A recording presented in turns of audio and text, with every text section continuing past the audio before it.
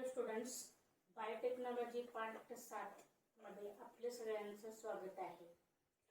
यामध्ये आपण बायोटेक्नॉलॉजीचे ॲप्लिकेशन्स बघत होतो. There are different applications of biotechnology. त्यातलं पहिलं ॲप्लिकेशन आपण बघत आहोत हेल्थ केअर बायोटेक्नॉलॉजी. त्यामधलं पहिलं प्रॉडक्ट आपण बघितलं insulin. Insulin is produced by RDNA technology. And this insulin is most important for the patients who are suffering from diabetes mellitus. Then healthcare biotechnology मध्ये दुसरा आपण बघणार आहोत vaccine production. Vaccine is produced by RDNA technology आणि ते production आपण बघणार आहोत. So what are vaccines? Vaccines म्हणजे काय?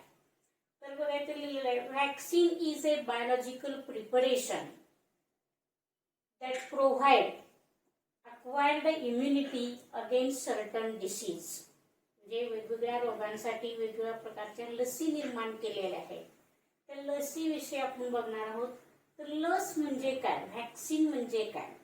तर बायोलॉजिकल प्रिपरेशन आहे ते काय प्रोव्हाइड करतं? अक्वायर्ड इम्युनिटी, आपल्या शरीरामध्ये प्रतिकार शक्ती निर्माण करते वेगवेगळ्या रोगांविषयी. तर वॅक्सिन हे जे आहे हे ऍक्च्युली काय असतं? तर it consist biological agents that is disease causing organisms. याच्यामध्ये बायोलॉजिकल एजंट असतात. Vaccine consist biological agent which are microorganisms, and these microorganisms are their toxins or their surface protein antigens. म्हणजे काय असतं? तर vaccine involves biological agents such as microorganisms, their toxins किंवा surface protein antigens. Actually the vaccines consist microorganisms or their toxins or surface protein antigens. The biotechnology offered different types of modern vaccines. सुरुवातीला जेव्हा vaccines तयार केले गेले व first vaccine is produced by Edward Jenner for smallpox. Smallpox साठी पहिल्यांदा Edward Jenner या शास्त्रज्ञानं पहिलं वॅक्सिन तयार केलं. First vaccine was produced by Edward Jenner for smallpox. देवी, बघा सगळ्यांना माहिती असेल, देवी या रोगासाठी पहिल्यांदा जी लस तयार केली गेली, वॅक्सिन तयार केलं गेलं, ते एडवर्ड जेन्नरनं तयार केलं. ते 1796 मध्ये केलं. 1796 मध्ये. बट नाउ डेज और for last decades the vaccines for smallpox and polio and many other deadly diseases, these vaccines are eliminated. जे एडवर्ड जेन्नरनं तयार केलेलं स्मॉलपॉक्स साठी जे वॅक्सिन आहे किंवा पोलिओ साठी जे वॅक्सिन्स आहेत किंवा काही इतर डेडली डिसीजेस होते, भयंकर जे डिसीजेस होते त्याच्यासाठी केलेले वॅक्सिन्स जे आहेत सध्या ती म्हणजे गेल्या काही दशकापासून ते काय केलेलं आहे, एलिमिनेटेड केलेले आहे. But nowadays, biotechnology offered modern diagnostic vaccine production. बघा सुरुवात आता मॉडर्न बायोटेक्नॉलॉजी मुळे वेगवेगळ्या प्रकारचे किट्स हे प्रोव्हाइड केलेले आहेत. टेस्ट किट्स त्यांना म्हणतात. Test kits are provided by modern biotechnology for different rickettsial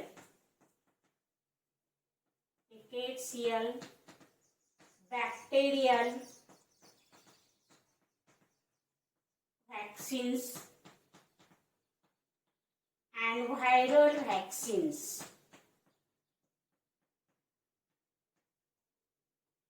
बघा biotechnology provided different test kits for diagnosis of diseases, rickettsial vaccines, bacterial vaccines, and viral vaccines.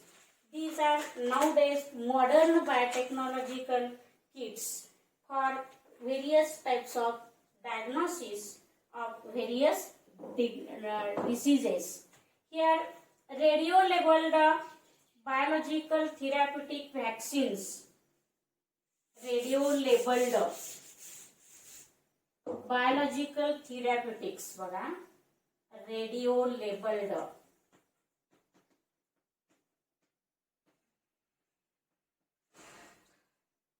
biological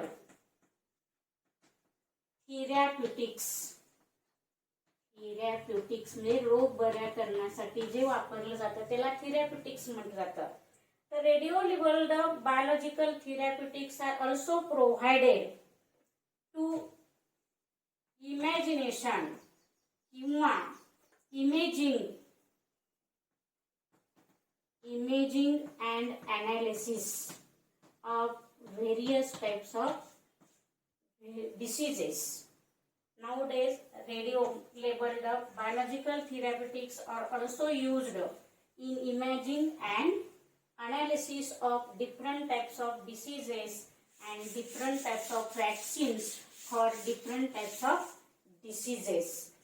Here, the biotechnology made advancement in vaccination by making recombinant vaccines.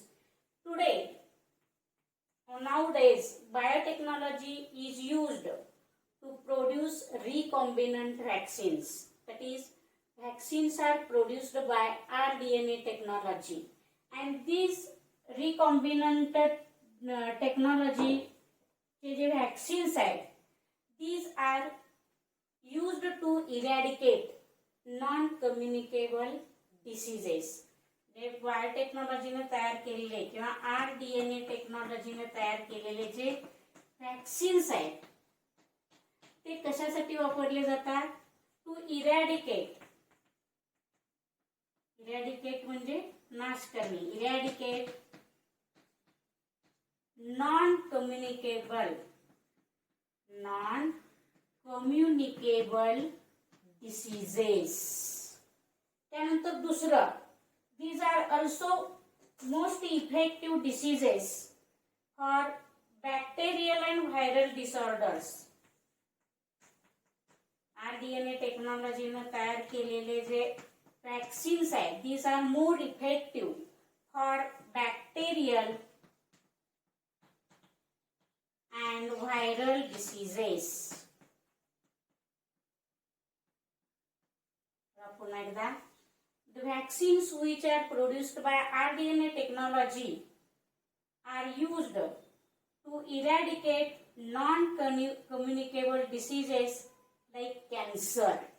जे संसर्गाने होत नाही, non communicable असंसर्गीय जे रोग आहेत, diseases आहेत, cancer सारखे, ते बरे करण्यासाठी rDNA टेक्नॉलॉजीने तयार केलेले वॅक्सिन्स वापरले जातात.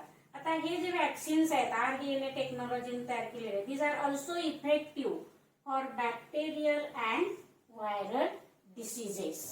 तर rDNA टेक्नॉलॉजीने जे वॅक्सिन्स तयार केले जातात त्या वॅक्सिन्स मध्ये कशा कशाचा समावेश होतो बघा. त्यामध्ये दोन प्रकारचे वॅक्सिन्स आहेत. Protein vaccines, protein and peptide vaccines म्हणतात. म्हणजे vaccines which are produced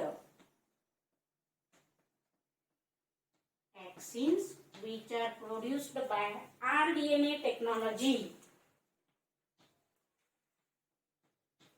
rDNA technology are of two types. दोन प्रकारचे आहेत. एक प्रोटीन वॅक्सिन्स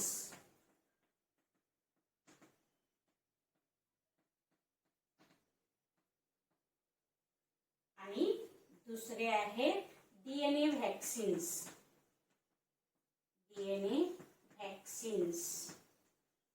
तर त्यातले प्रोटीन वॅक्सिन्स जे आहेत ते डेड वॅक्सिन्स आहेत. Protein vaccines are dead vaccines. Dead vaccines.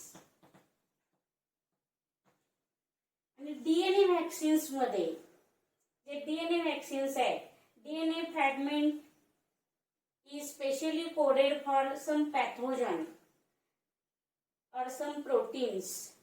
This DNA segment is inserted into the muscle cells of the person.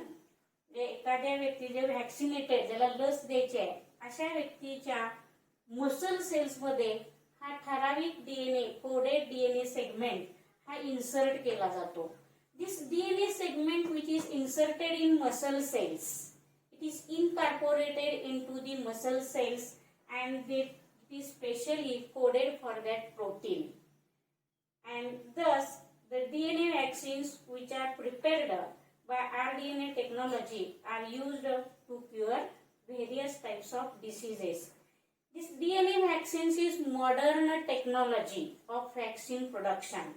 Modern बायोटेक्नॉलॉजीतला हा प्रकार आहे DNA vaccines.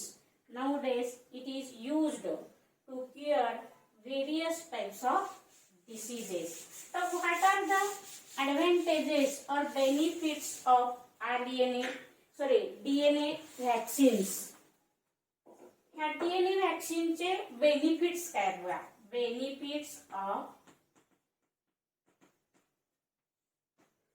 DNA vaccines.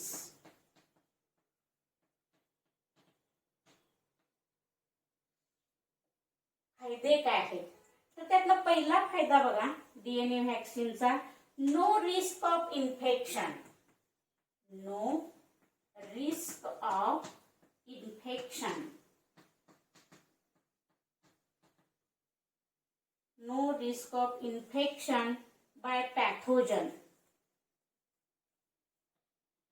by pathogen. दूसरा बघा, no risk of illness. No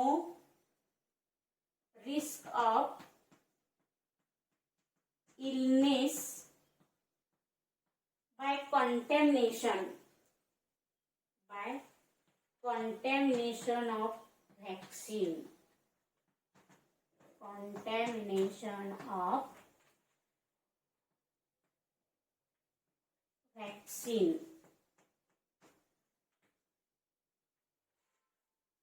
तिसरं बघा, long lasting immune system. Long lasting immune system.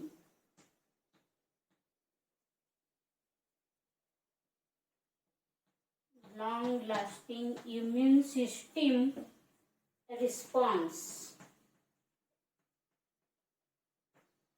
आणि चौथं, ability of administer. ability of administer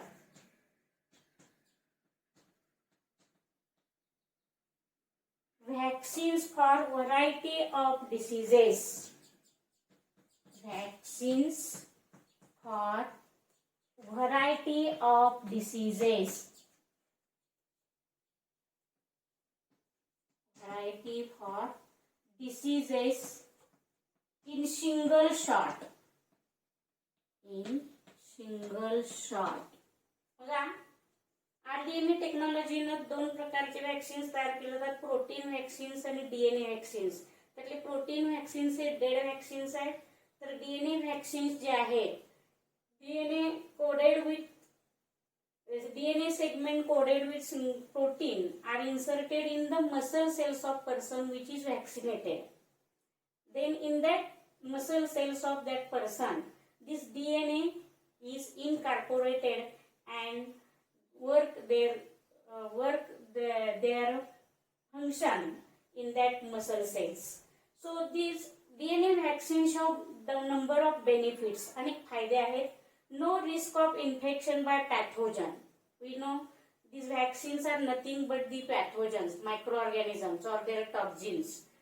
But due to this DNA vaccines, there is no risk of infection. Infection संसर्गाचे तिथं शक्यता नसते. दुसरा, no risk of illness by contamination of vaccine. ते vaccine दिल्यानंतर बेसर झाल्यानंतर व्हॅक्सिनची तिथं आजारी पडण्याची शक्यता नसते. त्यानंतर long lasting of immune system response. DNA vaccine दिल्यानंतर शरीरातील जी प्रतिकार क्षमता आहे ती जास्त काळ टिकून राहते. लॉंग लास्टिंग म्हणजे जास्त काळ. त्यानंतर ability of administration or administer vaccines for variety of diseases. म्हणजे ते एकच व्हॅक्सिन दिल्यानंतर अनेक प्रकारचे रोग बरे होऊ शकतात. हे DNA व्हॅक्सिनचे अनेक असे फायदे आहेत. तर हे जे व्हॅक्सिन्स आहेत त्या व्हॅक्सिन्स मध्ये वेगवेगळ्या प्रकारचे शोध लागलेले आहेत. त्यामध्ये आपण बघणार आहोत oral vaccine, a novel approach.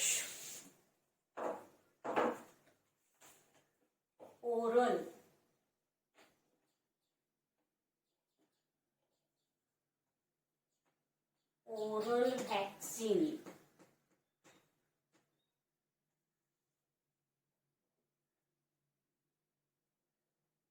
A novel approach असा मुद्दा आहे. A novel approach.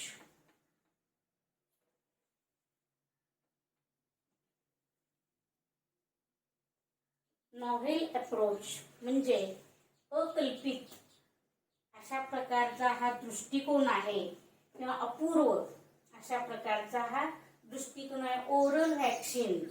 तर या ठिकाणी आपण बघितले development of vaccines which can be taken orally.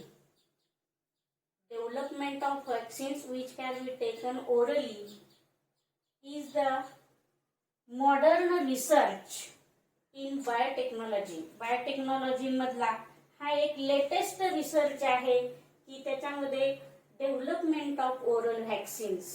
तर हे जे oral vaccines which are taken orally, जे तोंडावाटे घेणारी हे जी लस आहे हा मॉडर्न किंवा अशा प्रकारचा बायोटेक्नॉलॉजी मधला हा रिसर्च आहे आणि म्हणून त्याला म्हटलंय ए नॉव्हेल अप्रोच. अकल्पित दृष्टिकोन किंवा अपूर्व अशा प्रकारचा दृष्टिकोन त्याला म्हटलेला आहे. त्याच्यामध्ये इम्युनोजेनिक प्रोटीन्स जे आहेत which contain pathogen. Immunogenic proteins of pathogen are taken and they are when taken orally. जे इम्युनोजेनिक प्रोटीन्स जे आहेत पॅथोजनचे they are taken orally and they are active, more active for causing the diseases. So these are बघा immunogenic proteins. Immunogenic proteins of pathogen taken orally and they are more active. Immunogenic proteins of pathogen are active, more active when taken orally. जे तोंडावाटे हे जे proteins घेतले प्रतिकार शक्ती असणाऱ्या पॅथोजनचे proteins तर ते जास्त ऍक्टिव्ह असतात असं सापडलेलं आहे ह्या ओरल व्हॅक्सिन्स मध्ये. तर हे genes which produce immunogenic produce these genes are isolated from that pathogen. म्हणजे त्या पॅथोजन मधून, पॅथोजन म्हणजे disease causing organism, disease causing micro organism. त्या डिसीज कॉजिंग मायक्रो ऑर्गॅनिझम मधून हे इम्युनोजेनिक प्रोटीन्स तयार करणारा जीन बाजूला काढला जातो, आयसोलेट केला जातो. And this gene is constructed artificially. त्याचं कन्स्ट्रक्शन केलं जातं. And this constructed gene is inserted and expressed in plant genome. म्हणजे एखाद्या पॅथोजन मधला हा इम्युनोजेनिक प्रोटीन तयार करणारा जीन हा आयसोलेट केला जातो, बाजूला काढला जातो. And it is inserted in the cell of plant genome. Genome म्हणजे DNA.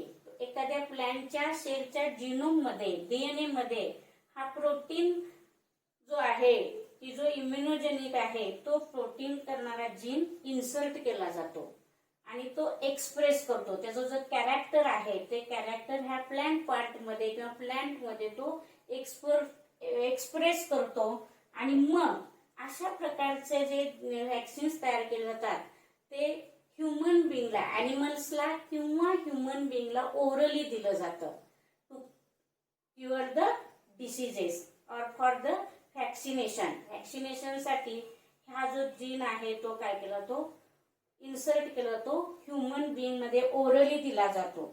आता ह्यामध्ये जर आपण बघितलं तर हे व्हॅक्सिन्स जे आहेत which are taken orally are called as edible vaccines. हे जे व्हॅक्सिन्स ओरली तोंडावाटे घेतले जातात, मुखावाटे घेतले जातात, ह्या व्हॅक्सिन्सना काय म्हणलं जातं, edible vaccines. So what are edible vaccines? Edible व्हॅक्सिनची डेफिनेशन काय होईल किंवा काय म्हटलं जातं, तर the vaccines which are taken orally are called as edible vaccines. बघा, vaccine which can vaccines which can taken orally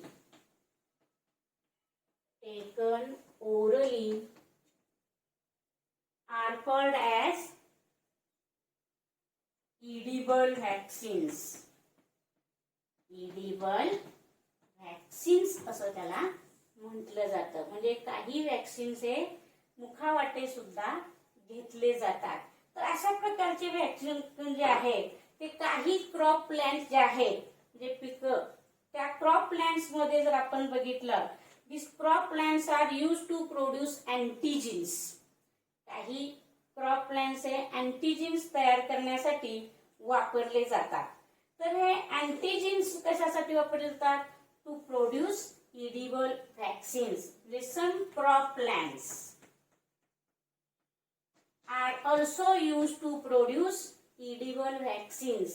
आता हे edible vaccines कसे तयार केले जातात, तर अँटीजिन्स तयार केले जातात आणि त्या अँटीजिन्स पासून क्रॉप प्लांटच्या ह्या edible vaccines तयार केले जातात. तर ह्या अँटीजेनिक प्रोटीन्स जे आहेत expressed in banana and tomato. Antigen जे आहेत वनस्पतींच्या मधले काही क्रॉप प्लांट मधले they are expressed in banana and tomato. banana and tomato ह्या क्रॉप प्लांट मध्ये आपल्याला हे अँटीजिन्स एक्सप्रेस झालेले दिसतात आणि हेच these are consumed by banana and tomato are consumed by the patients suffering from cholera and hepatitis B. म्हणजे काही क्रॉप प्लांट्स आर म्हणजे some crop plants are used to produce antigens. These antigens are expressed in crop plants. These are also expressed in the crop plants like banana and tomato. So these banana and tomato are used by the patients suffering from cholera and hepatitis B. म्हणजे orally हे vaccines घेतले जातात आणि काही disease हे cure केले जातात. त्याचं एक्झाम्पल सांगितलेलं आहे बनाना आणि टोमॅटो या प्लांट मध्ये जे अँटीजिन्स असतात त्यामुळे काही पेशंट जे आहेत की कॉलरा आणि हेपॅटायटिस बी झालेले ते पेशंट्स बनाना आणि टोमॅटो हे खातात, हे असं याच्यामध्ये सांगितलेलं आहे. म्हणजे these are about the edible vaccines. The vaccines which can taken orally are called as edible vaccines. त्याच्यानंतरचा मोस्ट एक्साइटिंग इन्व्हेन्शन जे आहे याच्यातलं व्हॅक्सिन्स मधलं आरडीएनए टेक्नॉलॉजी मध्ये most exciting invention is production of vaccine. Exciting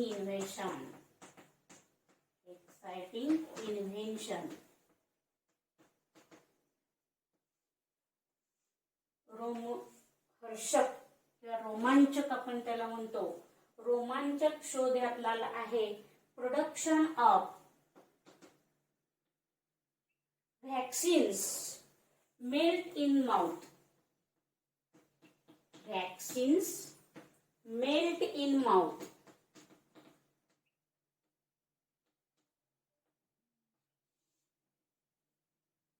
बघा, exciting invention in production of vaccines is vaccines melt in mouth. That is, when these vaccines are kept under your tongue, these vaccines are delivered in the blood stream. लगेच आपल्या म्हणजे जेव्हा आपण जिभेखाली हे vaccine घेऊ तेव्हा ते विरघळतं आणि डायरेक्ट आपल्या ब्लड स्ट्रीम मध्ये ते पसरलं जातं. आणि हा एक्साइटिंग इन्व्हेन्शन याला म्हटलेला आहे. ह्याचं एक्झाम्पल आहे व्हॅक्सिन, फ्लू व्हॅक्सिन.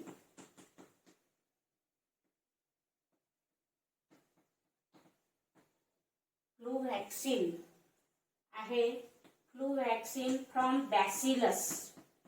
बॅसिलस हे बॅक्टेरिया आहेत, त्या बॅक्टेरियापासून हे व्हॅक्सिन तयार केलं जातं, त्याला फ्लू व्हॅक्सिन आहे. हे व्हॅक्सिन जिभेखाली आपल्या विरघळतं आणि डायरेक्ट ते आपल्या ब्लड स्ट्रीम मध्ये मिसळलं जातं. बघा, vaccines melt in mouth. Exciting invention and example त्याचं आहे vaccine which melt in mouth. Example आहे flu vaccine from the bacillus. So benefits of this vaccine, ह्या व्हॅक्सिन्स मेल्ट इन माउथ जे आहे त्याचं फायदे काय आहेत बघा. त्यातला पहिला फायदा आहे comfort for administration. Comfort for administration म्हणजे वापरायला ते सोपं जातं. Comfort for administration and easy for storage. Easy for storage, store करायला, साठवून ठेवायला ते सोपं असतं. म्हणजे त्याचप्रमाणे ह्याची किंमत पण कमी असते. तिसरं, it has low cost. Low cost. पुन्हा एकदा बघा, exciting invention in vaccine production, that is vaccines melt in mouth. These vaccines when kept under our tongue, it is melt and it is mixed in our blood stream. त्याचा example आहे flu vaccine from bacillus. Bacillus हे बॅक्टेरियापासून तयार केलेलं flu vaccine आहे. It is melt in our mouth. ह्या व्हॅक्सिनचे फायदे, बेनिफिट्स, कम्फर्ट फॉर ऍडमिनिस्ट्रेशन, आणि दुसरं इझी फॉर स्टोरेज, आणि तिसरं लो कॉस्ट, कमी किंमत त्याची कमी असते. म्हणजे हे त्याचे आहेत फायदे. हे दिस इज अबाउट द व्हॅक्सिन्स. हा बायोटेक्नॉलॉजी मधला आपण हेल्थ केअर पॉइंट जो बघतो त्याच्यामध्ये इन्सुलिन आणि व्हॅक्सिन्स आपण बघितले.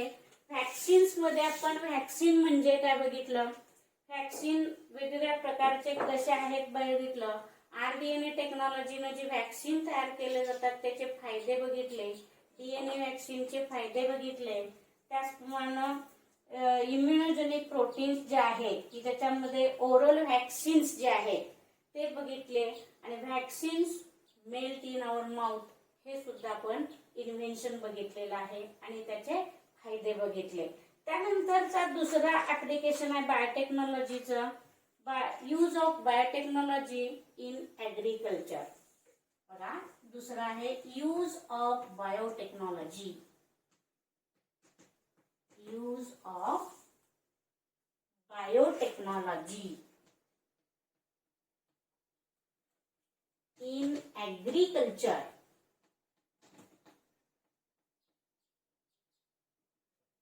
In agriculture. तर त्यामध्ये जर आपण बघितलं, it involves scientific techniques such as genetically modified organisms. आता ऍग्रिकल्चर मध्ये बायोटेक्नॉलॉजीचा वापर जो केला जातो त्यामध्ये GMO म्हणजे genetically modified organisms, genetically modified organisms, GMOs त्याला म्हणतात, त्याचा शॉर्ट फॉर्म केला जातो GMOs. दुसरं आहे बीटी कॉटन, बीटी कॉटन. आणि तिसरं आहे paste resistant plants, paste resistant plants. The scientific technology used for genetically modified organisms, that is GMOs, BT cotton, paste resistant plants म्हणजे कीडनाशक प्लांट्स जे आहेत त्याचा वापर होतो.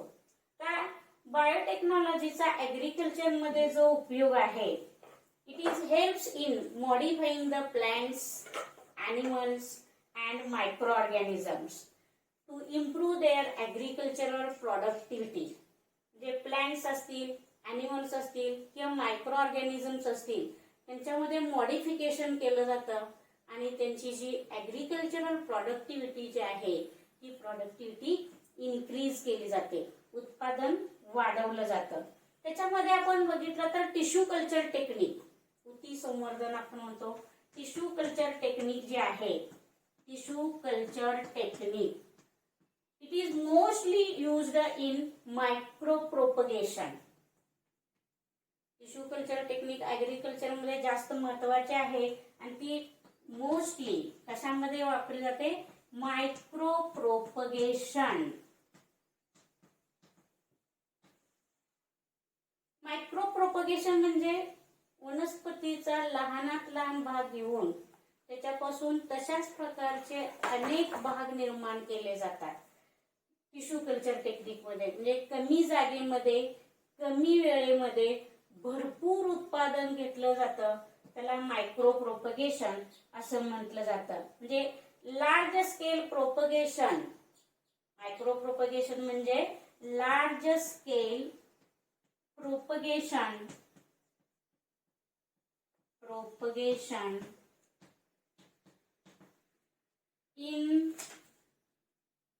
in very short duration,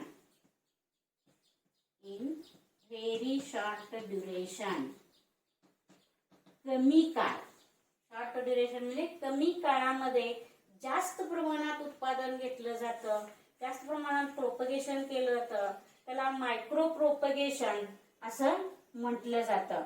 तर tissue culture technique micro propagation मध्ये वापरले जाते. तसंच germplasm storage, germplasm storage मध्ये सुद्धा ह्या टेक्निकचा वापर केला जातो.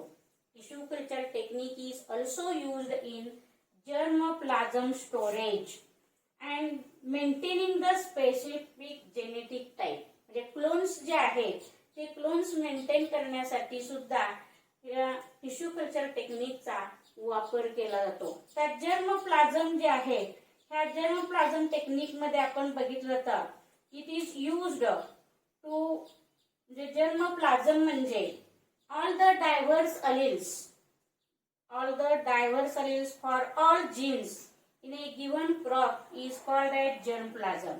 आणि त्या जर्म प्लाझमचं स्टोरेज करण्यासाठी टिश्यू कल्चर टेक्निकचा वापर केला जातो ऍग्रिकल्चर मध्ये. त्याचप्रमाणे दुसरं जे आहे, tissue culture technique is also used the plants which produce seeds which are highly variable. म्हणजे प्लांट्स मध्ये, ज्या प्लांट्स मध्ये जास्त प्रकारचे सीड्स तयार केले जातात अशामध्ये सुद्धा टिश्यू कल्चर टेक्निक वापरली जाते. आता ह्याच्यामध्ये वापरल्या हायली रिकॅलिसिट्रंट सीड्स, जे tissue culture technique micro propagation मध्ये वापरली जाते, जर्म प्लाझम स्टोरेज मध्ये वापरली जाते. त्याचप्रमाणे the crop plants which produce, बघा तिसरं, produce highly variable seeds. Crop plants produce highly variable seeds.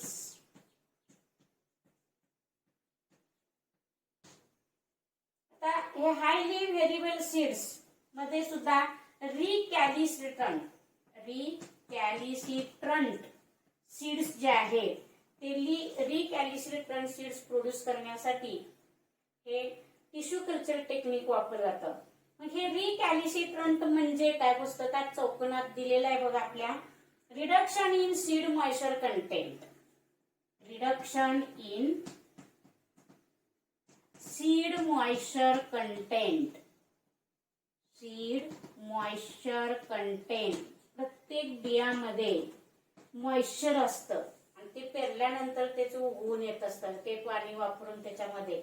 तर reduction in seed moisture content म्हणजे जास्त प्रमाणात झालं तर त्याला रिकॅलिसिट्रंट सीड्स म्हटलं जातं. आणि ह्यातलं जर पाणी मॉइश्चर कमी झालं तर सीड्स ड्राय होतात आणि ड्राय झाल्यामुळं व्हायबिलिटी जी आहे ती सीडची कमी होते. व्हायबिलिटी म्हणजे उगवण क्षमता आणि ती कमी होते आणि त्यामुळं ह्यासाठी हे रिकॅलिसिट्रंट सीड्स असं म्हटलेलं आहे. ते तयार करण्यासाठी टिश्यू कल्चर टेक्निकचा वापर केला जातो. इथं थांबूया.